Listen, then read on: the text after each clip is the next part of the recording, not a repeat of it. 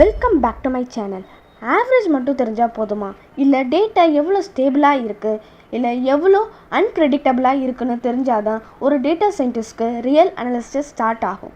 So episode 2 இன்னும் பார்க்கலன்னா அதோட லிங்க் டிஸ்கிரிப்ஷனில் இருக்குது. அதை கிளிக் பண்ணி ஃபஸ்ட்டு பார்த்துட்டிங்கன்னா இந்த வீடியோட கான்செப்ட் இன்னும் ஈஸியாக உங்களால் கனெக்ட் ஆக முடியும். ஒரு டேட்டா செட்டில் வேல்யூஸ் எல்லாமே ஒரே மாதிரி க்ளோஸாக இருக்கலாம், இல்லை ரொம்ப தூரமாகவும் ஸ்ப்ரெட் ஆகி இருக்கலாம். ஆனால் இந்த ஸ்ப்ரெட்னஸையும் வேரியேஷனையும் ஸ்டாட்டிஸ்டிக்ஸில் யூஸ் பண்ணுற ஒரு மெத்தட் தான் இந்த மெஷர்ஸ் ஆஃப் வேரியபிலிட்டி. இதை வேறு மாதிரியும் சொல்லலாம். மெஷர்ஸ் ஆஃப் ஸ்ப்ரெட்னஸ்னு சொல்லலாம், data variability and measures of டிஸ்பேஷன்.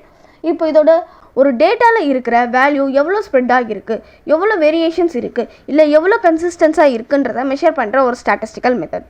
இதில் 4 இம்பார்ட்டன்ட் மெஷர்ஸ் இருக்குது: range, interquartile range, variance and standard deviation. இது எல்லாமே ஒரே வேலையை தான் செய்யுது, ஆனால் டேட்டா எவ்வளோ ஸ்ப்ரெட் ஆகிருக்குன்றதை மெஷர் பண்ணும்.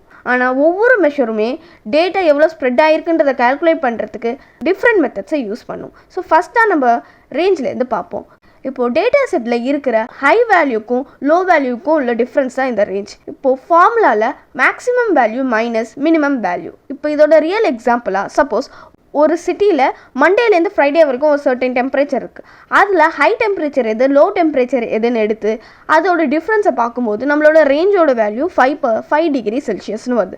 இதை பார்த்தாலே நமக்கு தெரிஞ்சிடும் இந்த வீக்கோட டெம்பரேச்சர் ரொம்ப அதிகம் ஆகலைன்னு. ஸோ இது அட்வான்டேஜஸ்னு பார்த்தோம். இதை யூஸ் பண்ணி கால்குலேட் ஈஸியாக பண்ணலாம். ஸோ செகண்ட்ஸில் நம்ம கம்பேரிசனும் பண்ணிக்க முடியும். பிகினர்ஸ்க்கு ரொம்ப அண்டர்ஸ்டாண்டிங்காக இருக்கும். பிகினர்ஸ் ஈஸியாக அண்டர்ஸ்டாண்ட் பண்ண முடியும்.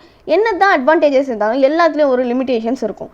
ஸோ இதில் பார்த்தோம் அப்படின்னா ஒரு மேஜரான ப்ராப்ளம் இருக்குது. என்ன தான் ஹையஸ்ட்டு லோயஸ்ட்டு மட்டும் இது கால்குலேட் பண்ணாலும் மிடில் இருக்கிற வேல்யூவை இது கம்ப்ளீட்டாக இக்னோர் பண்ணிவிடும். இப்போது இதுக்கு எக்ஸாம்பிள் இப்போ ஹாஸ்பிட்டல் ஏ, ஹாஸ்பிட்டல் பின்னு 2 இருக்குது. இதில் ஹை வேல்யூ லோ வேல்யூவை மட்டும் எடுத்துக்கிட்டு நம்ம கால்குலேட் பண்ணும்போது நம்மளுக்கு கிடைக்கிற ரேஞ்ச் 47. இதுக்கு மிடில் இருக்கிற வேல்யூஸாக இருக்கிற 20, 22, 23, 35, 40, 50 இந்த மாதிரியான வேல்யூஸை அது இக்னோர் பண்ணிவிடும்.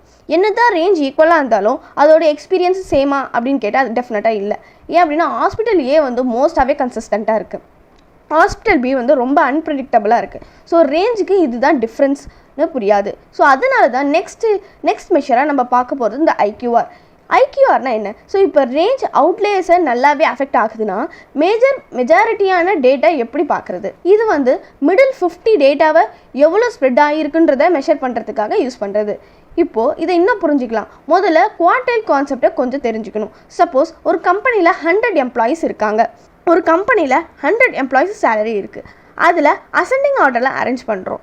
அதுக்கப்புறம் அதை ஒரு 3 ஈக்குவல் பார்ட்ஸை டிவைட் பண்ணுறோம். ஃபர்ஸ்ட் குவார்ட்டரில் 25%னும், செகண்ட் குவார்ட்டரில் இருக்கிற 50%னும், தேர்ட் குவார்ட்டரில் இருக்கிற லாஸ்ட்டை 75%னும் நம்ம டிவைட் பண்ணுறோம். இப்படி டிவைட் பண்ணும்போது நம்மளுக்கு ஒரு ஃபார்முலா கிடைக்கும். IQR equal to Q3 minus Q1. இதை நம்ம சப்ராக்ட் பண்ணோம் அப்படின்னா நம்மளுக்கு மிடில் வேல்யூ நம்மளுக்கு கிடச்சிரும். இப்போது இதில் ஹை சேலரியை யூஸ் பண்ணலை, லோ சேலரியும் யூஸ் பண்ணல. மிடில் இருக்கிற அந்த 50% எம்ப்ளாயி சேலரி தான் இதில் கன்சிடர் பண்ணும். இப்போ இதை இன்னும் ரியல் லைஃப் எக்ஸாம்பிளாக பார்க்கணுன்னா ஒரு கம்பெனியில் ஆல்மோஸ்ட் 35Kலேருந்து 80K வரைக்கும் சேலரி ஏர்ன் பண்ணுறாங்க. ஆனால் சிஇஓ மட்டும் 25 lakhs ஏர்ன் பண்ணுறாரு. இப்போ ரேஞ்சை கால்குலேட் பண்ணும்போது சிஇஓட சேலரி தான் நம்மளுக்கு டாமினேட்டாக தெரியும். ஆனால் இதே ஐக்யூஆர் யூஸ் பண்ணி பண்ணோம் அப்படின்னா மெஜாரிட்டி எம்ப்ளாயீஸோட சேலரி தான் நம்மளுக்கு அதிகமாக தெரியும். ஸோ இதை யூஸ் பண்ணி தான் salary analysis, box plot, finance, HR அனாலிசிஸ்லாம் யூஸ் பண்ணுறாங்க. மிஷின் லேர்னிங்கில் கூட டேட்டா செட்டை க்ளீன் பண்ண முடியும். ஐக்யூஆர்ன்ற இந்த காமன் டெக்னிக்கை யூஸ் பண்ணி நம்ம அவுட்லேயர்ஸை ஐடென்டிஃபை பண்ண முடியும். அவுட்லேயர்ஸ்னால் என்னன்றதை நான் அப்புறம் சொல்கிறேன். இப்போ ஐக்யூஆர் இந்த 50% மட்டும்தான் பார்க்குது. இப்போது மீன்லேருந்து ஒவ்வொரு வேல்யூவோட எவ்வளோ டிஸ்டன்ஸில் இருக்குன்னு சொல்கிறது, அந்த மெஷரை பண்ணுற ஒரு ஸ்டாட்டிஸ்டிக்கல் கான்செப்ட் தான் இந்த வேரியன்ஸ். வேரியன்ஸ் அப்படின்னா டேட்டா செட்டில் இருக்கிற ஒவ்வொரு வேல்யூவும் மீன்லேருந்து ஆவரேஜாக எவ்வளோ டிஸ்டன்ஸில் ஸ்ப்ரெட் ஆகி இருக்குன்றதை மெஷர் பண்ணுறது தான் இந்த வேரியன்ஸ். ஓகேவா? இப்போது இமேஜின் பண்ணுங்கள், ஒரு ஃபுட் டெலிவரி கம்பெனியில் டெலிவரி ஏ, டெலிவரி பின்னு 2 பார்ட்னர்ஸ் இருக்காங்க. இப்போ நம்மளுக்கு ஆவரேஜ் டெலிவரி டைம் நம்மளுக்கு 30 minutesன்னு கொடுத்துருக்காங்க. ஸோ இப்போ நம்மளுக்கு ஆவரேஜ் ஆல்மோஸ்ட் சேம். ஆனால் ரிலேபிள் யார்? கண்டிப்பாக ஏ தான். ஏன் அப்படின்னா இதில் வேரியன்ஸ் ரொம்ப கம்மியாக இருக்குது. இதே பியோட வேரியன்ஸ் பார்த்தோன்னா அதிகமாக இருக்குது. இப்போ அதெல்லாம் எப்படி நம்ம ஃபைண்ட் பண்ணுறது என்னன்றது எனக்கு புரியல அப்படின்னா இப்போ நம்ம ஸ்கொயர்ஸ் வேரியன்ஸோட ஃபார்முலாவே எப்படி இருக்குன்னா பாப்புலேஷன் வேரியன்ஸ் அண்ட் சாம்பிள் வேரியன்ஸ்னு 2 டைப் இருக்குது. ஃபஸ்ட்டு அது எப்படி கால்குலேட் பண்ணுறதுன்னு ஃபஸ்ட்டு பார்க்கலாம். அதுக்கப்புறம் ஸ்கொயர் நம்ம ஏன் அதில் யூஸ் பண்ணுறோன்றதை நான் அப்புறம் சொல்கிறேன். இப்போது ஃபஸ்ட்டு மீனை கால்குலேட் பண்ணுங்கள். ஃபஸ்ட்டு மீனை கால்குலேட் பண்ணணும். கால்குலேட் பண்ண மீன் ஒவ்வொரு வேல்யூலேருந்து சப்ட்ராக்ட் பண்ணணும். அப்புறம் டிஃப்ரென்ஸை ஸ்கொயர் பண்ணணும். அந்த சப்ட்ராக்ட் பண்ணதுக்கப்புறம் வர வேல்யூவை ஸ்கொயர் பண்ணணும். ஸ்கொயர் பண்ணதுக்கப்புறம் எல்லா ஸ்கொயர்ட் வேல்யூவும் ஆட் பண்ணணும். திருப்பி ஸ்கொயர் பண்ணதுக்கப்புறம் இது வந்து பாப்புலேஷன் யூஸ் பண்ணி நம்ம பண்ணோம் அப்படின்னா என்லேருந்து டிவைட் பண்ணால் போதும். இதே நம்ம சாம்பிள் யூஸ் பண்ணோம் அப்படின்னா n-1 யூஸ் பண்ணி பண்ணணும். அதுக்கான ஃபார்முலா தான் இந்த இடத்துல இருக்குது. ஓகேவா? இப்போ ஸ்கொயர்ட் ஏன் நம்ம வந்து யூஸ் பண்ணுறோம் அப்படின்னா, இப்போ நம்மளுக்கு மீன் வந்து 50% இருக்குது. அதில் நம்மளுக்கு வேல்யூ வந்து 40%. 40 அப்படின்னா 50லேருந்து 40 பண்ணாமல் நம்மளுக்கு -10 வருது.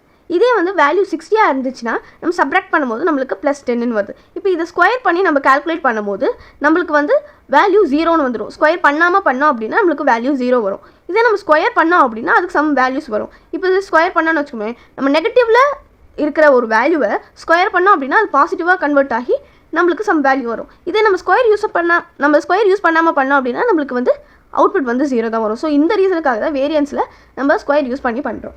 சரி, இதுலேயே நம்மளுக்கு சில ட்ராபேக்ஸ் இருக்குது. ஸ்கொயர் பண்ணதுனால யூனிட்டே மாறிடுது. எக்ஸாம்பிளுக்கு இப்போ ஹைட்டாக இருந்தால் மீட்டரை நம்ம ஸ்கொயர் பண்ணணும்.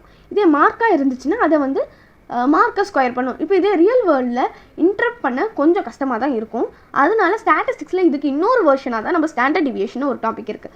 ஸ்டாட்டிஸ்டிக்ஸில் ரொம்ப ஃபேமஸான வேரியபிலிட்டியில் இருக்கிற ஒரே டாபிக் வந்து இந்த ஸ்டாண்டர்ட் டிவியேஷன் தான். இது சிம்பிளாக சொல்லணும் அப்படின்னா வேரியன்ஸோட ஒரு ஸ்கொயர் ரூட் தான் இந்த ஸ்டாண்டர்ட் டிவியேஷன். இது என்ன அட்வான்டேஜஸ், இதில் என்ன அட்வான்டேஜஸ் இருக்க போகுது? வேரியன்ஸில் நம்ம ஸ்கொயர் யூனிட் யூஸ் பண்ணுறோம். இதே வந்து ஸ்டாண்டர்ட் டிவியேஷனில் அதை நார்மல் யூனிட்டுக்கு திரும்ப கன்வெர்ட் பண்ணுறோம்.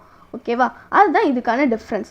இப்போ அதனால இன்டர்ப்ட் பண்ண ஈஸியாக இருக்கும். சப்போஸ் ஒரு கேஸில் ஆவரேஜ் மார்க் வந்து நம்மளுக்கு 75, ஸ்டாண்டர்ட் டிவியேஷன் வந்து 2. இப்போது இது என்ன அர்த்தம்? இப்போ மோஸ்ட் ஸ்டூடெண்ட்ஸோட மார்க் ரஃப்லி 73லேருந்து 77 ரேஞ்சில் இருக்குது. ஓகேவா? ரொம்ப கன்சிஸ்டன்ஸாக இருக்குது அப்படின்னா இப்போ வந்து இதில் இந்த 75ன்றதான் நம்மளோட மீன். இதுக்கு பக்கத்தில் இருக்கிற வேல்யூவோட டிஸ்டன்ஸ் ரொம்ப கம்மியாக இருக்குது. அதனால இதை வந்து என்ன சொல்கிறாங்க, marks are close to the mean, so it is a high consistency.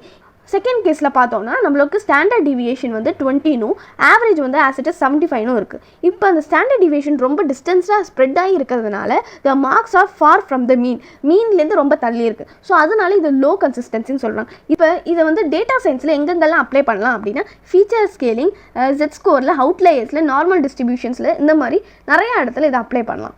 இப்போது நான் மேலே சொல்லியிருக்கிற இந்த பெல் கர்வில் ஒரு எக்ஸாம்பிள் சொன்னால அதே தான் இந்த விஷுவல்லையும் இருக்குது. இப்போது எப்படி இந்த 75க்கு பக்கத்துலேயே இந்த 70, 18லாம் க்ளோஸ்டாக இருக்கும். ஸோ இதனால தான் இது வந்து லோ ஸ்டாண்டர்ட் டிவியேஷன் சொல்கிறாங்க. இதே வந்து இந்த 75க்கு டிஸ்டன்ஸ்டாக ஃபார் அவேவாக நம்மளுக்கு பாயிண்ட்ஸ் இருக்கனால தான் இது ஹை ஸ்டாண்டர்ட் டிவியேஷன் நம்மளுக்கு சொல்கிறாங்க. ஓகே, சேம் யூனிட் அண்ட் மீனாக இருந்தாலும் சம் வேல்யூஸ் டிஸ்டன்ஸ் ஆகிறது ஸ்ப்ரெட் ஆகி இருக்கிறதுனால இதில் ஸ்டாண்டர்ட் டிவியேஷன் டிஃபர் ஆகுது. ஓகே, இப்போது இது எல்லாத்தையும் வச்சு ஒரு குவிக் ரீகேப் பார்க்கலாம். நான் இதை வச்சு நான் உங்கள்கிட்ட கொஷினும் கேட்பேன். ஓகே, இப்போ நம்மளுக்கு ஆல்ரெடி சொன்ன மாதிரி மெஷர்ஸ் ஆஃப் வேரியபிலிட்டியில் range, IQR, standard deviation and variance இருக்குது. ஸோ அதுக்கான ஒவ்வொரு ஃபார்முலாவும் நம்மளுக்கு தெரியும். இப்போது ரேஞ்சில் பார்த்தோன்னா maximum value minus minimum value, high வேல்யூலேருந்து லோ வேல்யூவை மைனஸ் பண்ணிடுறோம். ஸோ வந்து start and end value use பண்ணுறதுனால மிடில் இருக்கிற வேல்யூ என்னன்னு தெரியாது. ஸோ அது தெரிஞ்சுக்கிறதுக்கு தான் நம்ம ஐக்யூஆர்ன்ற நெக்ஸ்ட் மெத்தடை நம்ம யூஸ் பண்ணுறோம். இந்த மெத்தடில் நம்மளுக்கு வந்து 3 ரேஞ்சஸாக வந்து நம்ம அதை ஸ்ப்ளிட் பண்ணுறோம். இப்போ வந்து ஃபஸ்ட்டு 25% ஃபஸ்ட் குவார்ட்டர்னும், செகண்ட் 50% வந்து செகண்ட் குவார்ட்டர்னும், லாஸ்ட்டு 75% தேர்ட் குவார்ட்டரில் நம்ம ஸ்ப்ளிட் பண்ணுறோம். இப்போ இதில் இந்த தேர்ட் குவார்ட்டர்லேருந்து ஃபஸ்ட் குவார்ட்டரில் மைனஸ் பண்ணி கிடைச்ச அதோட அவுட்புட் தான் நம்மளுக்கு மீடியன், அதாவது Q2.